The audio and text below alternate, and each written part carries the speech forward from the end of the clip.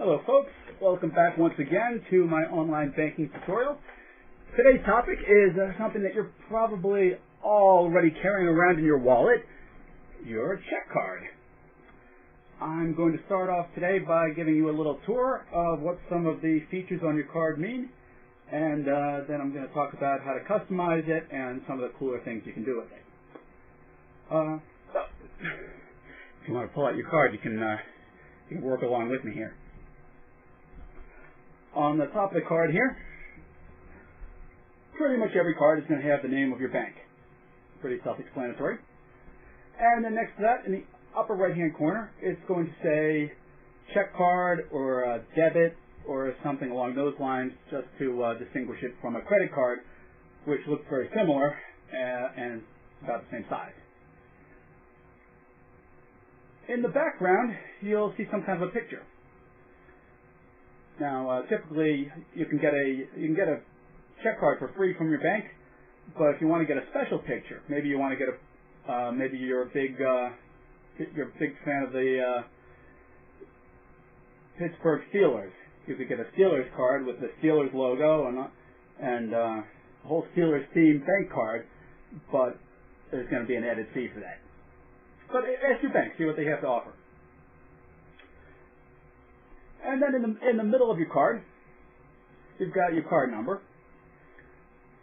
If you only have a checking account, you might suppose that the number on your card is the same as your account number, but it's not.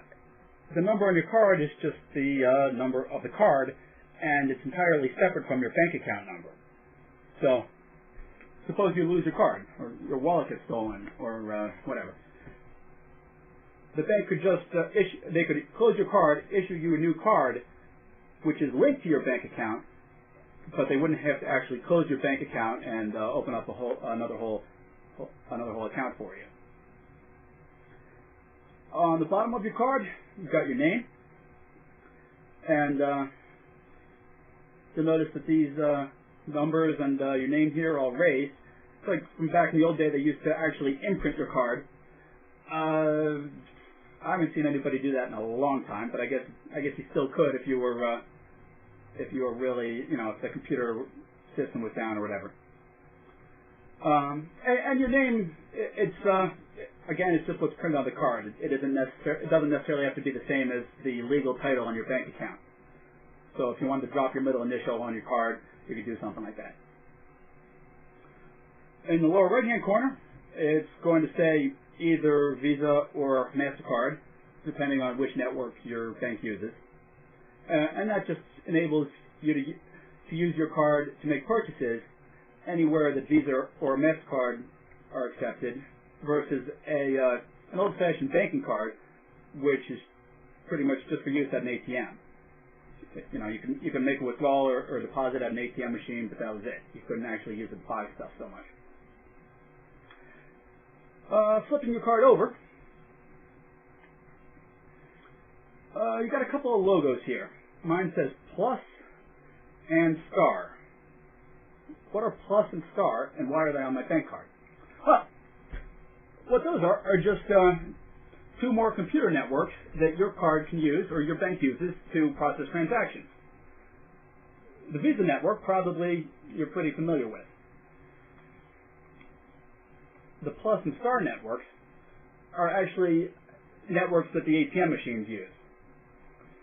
So, if you come across an ATM machine that you're not familiar with, or you're not sure if your card's going to work there, all you got to do is look next to the ATM machine. They're going to have a list of all these little logos, and if you see plus or star on that list, then that's compatible. Now, in the United States, it's not really a big deal, because pretty much any ATM card is going to work anywhere. But if you're traveling to another country, then you got to be a little bit more careful. Below those logos, we have a spot where we're supposed to sign our name. On my card, I just have simply written S for photo ID. The whole purpose of having a signature there is so the cashier can compare the signature on your receipt with the signature on your card make sure that it's a reasonable match, and that's a pretty good indication that you are the person who is supposed to be using this card. In this day and age, nobody has time to do that except for maybe for a really large transaction.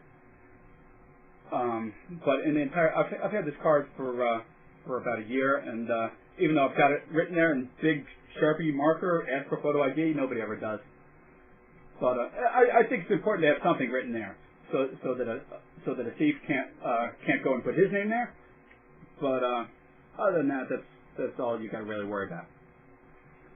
And then on the imprinted on the same spot where you're supposed to sign your name or somewhere nearby, it's going to have this little 3-digit code.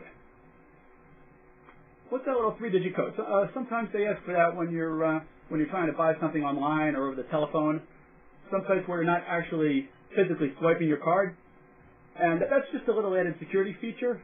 And the way it works is that the merchants aren't allowed to store that 3-digit code.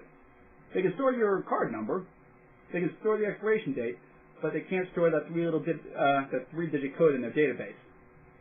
So even if they have terrible security, some hacker goes in and steals the whole database, they've got your card number, they got your name, they got your expiration date, your telephone number, your address. They're not going to have that 3-digit code because it was never stored. The only time that the merchant sees that is when you're making a transaction. And the hacker is not going to be able to use your card at any place that requires that 3-digit code. Underneath the signature area, there is a magnetic strip, and yes, most of these are still magnetic. So when you swipe your card, you can read the information off that strip. Just be careful to not magnetize it. Don't go sticking it to the refrigerator with a couple of refrigerator magnets. I heard somebody did that with a floppy disk once. Bad idea. So that's a grand tour. Now let me answer some of the more common questions. You go to the grocery store and it asks you debit or credit. Which one should you push? Well, it says debit on the card, so I should press debit, right? Well, not necessarily. When it asks you debit or credit, all that really means is which computer network you want them to use. They can process it as a Visa, or they can process it as a Plus card. So if you press credit, you're going to have to sign your name. If you press debit, then you're going to have to type in your PIN number. That's it. It's just which computer network. I've heard some people try to tell me that you can overdraw your checking account with one, but you can't overdraw your checking account with the other. That's garbage. I've experimented with it. You can overdraw your account with pressing credit, or you can also do it by pressing debit. A lot of people actually get confused. What's the difference between a credit card and a debit card? The difference is that with a debit card, the money's supposed to be in your account ahead of time. It's possible to overdraw your account, but that's not the way it's supposed to work. With a credit card, it's pretty much assumed that you're borrowing the money and you're going to pay it back later. Now for the fun stuff. Check with your bank and see if your bank offers any kind of rewards program. A lot of banks are starting to do that now when you press credit, when you use Visa.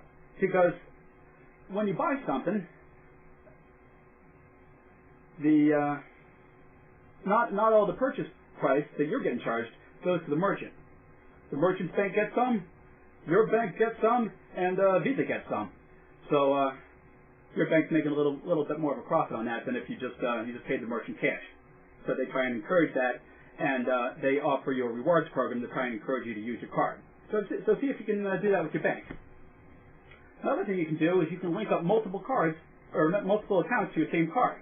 Like if you've got 3 different checking accounts and 2 savings accounts, you can link that all up to your same card, and you can access them all, and you can transfer money between them through the ATM machine.